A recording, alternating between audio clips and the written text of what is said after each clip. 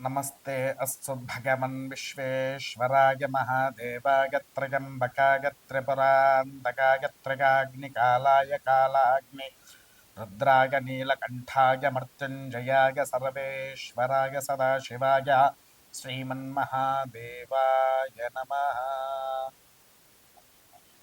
NBA channel media భక్తులందరికీ కూడా మహాదేవ అందరికీ కూడా సకల సౌఖ్యాలతో ఉండాలని కోరుకుంటూ నేడుగా మనం తీసుకునేటువంటి అంశ ఏంటి అని అంటే ద్వాదశ రాశుల ఫలాలు.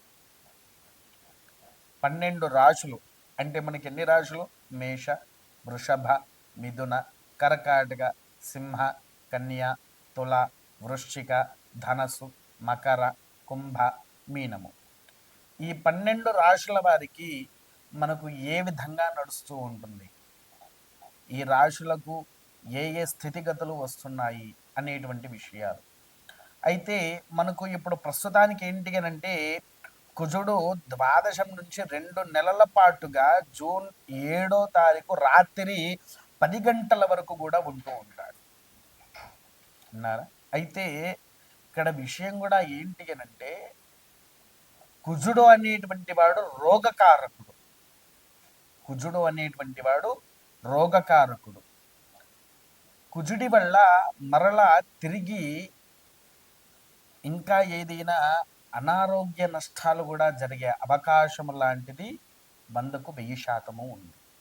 అనగా పూర్వము ఈ కరోనా అనేటువంటి మహమ్మారి మన ప్రపంచాన్ని ఎలా అయితే గడగడలాడించిందో అటువంటి ఏదైనా మళ్ళీ వైరస్ వచ్చే అవకాశమైనా లేదా కరోనానే మళ్ళీ రావచ్చైనా ఈ రెండిట్లలో ఏదో ఒకటైతే ఖచ్చితంగా జరుగుతుంది. ఈ ప్రభావితం మనకు 2026 వరకు కూడా ఉంటుంది. దానివల్ల ఏంటి అనంటే కుజుడు మన యందున ఎప్పటికీ సానుకూలంగా ఉండేలాగా సకల సౌఖ్యంగా మనకు వచ్చేలాగా ప్రతి మంగళవారం రోజున ఏదైనా ఆలయానికి వెళ్ళి నవగ్రహాలు ఉండేటువంటి ఆలయానికి వెళ్ళి ప్రదక్షిణ గావించి కుజుడి దగ్గర ఎర్రబత్తులు వేసి నూనెతో దీపారాధన చెయ్యాలి. ఈ దీపారాధన చేస్తే మనలో వచ్చేటువంటి ఏదైతే రోగాలు ఉన్నాయో అట్టి రోగాలను హరింప చేయడానికి ప్రధాన మూల కారణము అవుతుంది.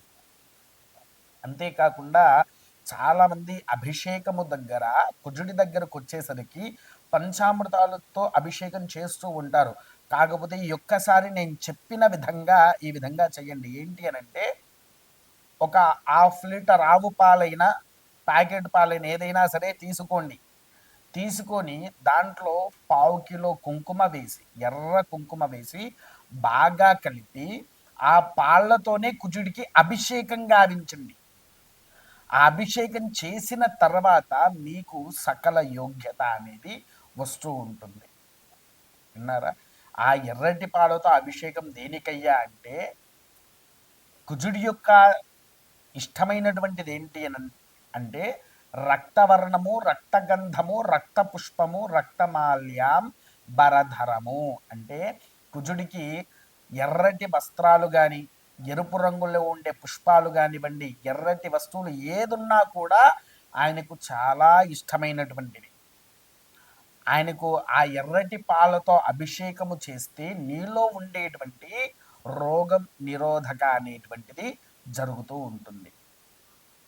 అంతేకాకుండా ఆ రోజున ఈ ద్వాదశ రాశుల వారికి ఏది మేషము నుంచి మీనం వరకు కొద్దిగా ధన నష్టము కూడా ఉంటుంది. ఎందుకనంటే కుజుడు రోగకారకుడు ఒక్కడే కాదండి, ఆయన ధనపరంగా కూడా కొన్ని విషయాల్లో అధిపతి.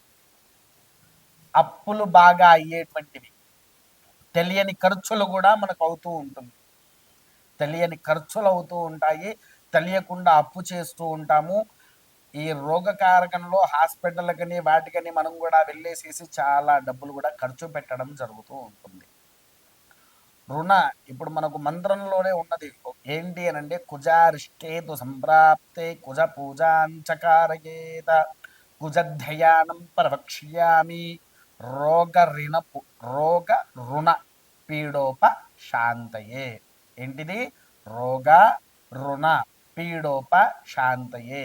రుణ బాధతో ఉండేటువంటి వారు, అప్పుల్లో ఉండేటువంటి వారు 41 రోజుల పాటు దీక్షగా ఉంటూ స్వామివారి యొక్క అంగారక కవచ స్తోత్ర పారాయణము చేస్తే, అంగారక కవచ స్తోత్ర పారాయణాన్ని చేస్తే మనలో ఉండేటువంటి రోగ దోషాలు ఏవైతే ఉన్నాయో అట్టి దోషాలు కూడా నివారణ అవుతూ ఉంటాయి. అంతేకాకుండా కుజుడి యొక్క అష్టోత్తర శతనామాలు ఏవైతే ఉన్నాయో అట్టి అష్టోత్తర శతనామాలను కూడా మీరు అధిష్టాధికం చేసుకొని ఆ అష్టోత్తర శతనామవళితో స్వామివారికి రక్త పుష్పాలతో అర్చన చేస్తూ ఉండాలి. రక్త పుష్పాలు అనగా ఎర్రటి పుష్పాలు, గులాబీ కావచ్చు,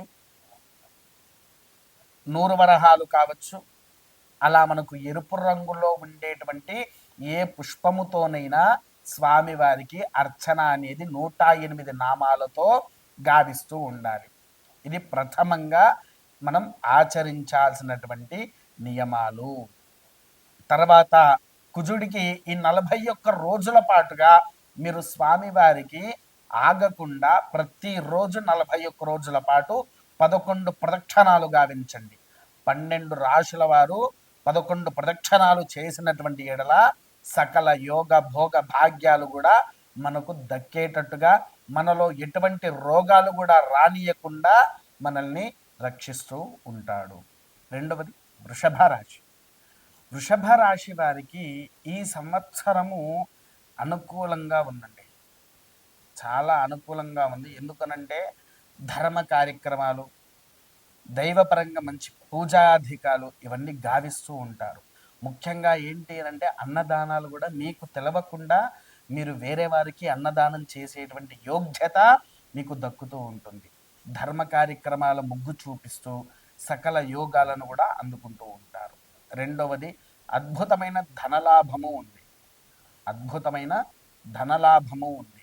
మానసిక ప్రశాంతత అనేటువంటిది మీకు చాలా దక్కుతుంది. మానసికంగా మీరు ఎంత కనము ఉంటే అంత హ్యాపీగా ఫీల్ అవుతూ ఉంటారు. విన్నారా? తర్వాత రెండవ విషయం కూడా ఏంటి అనంటే క్రీడా రంగంలో, రాజకీయ రంగంలో, సినీ ఇండస్ట్రీస్లో, మన రాజకీయాలలో ఉండే ప్రతి ఒక్కరికి కూడా అద్భుతమైన ఫలితాలు కనిపిస్తూ ఉంటాయి.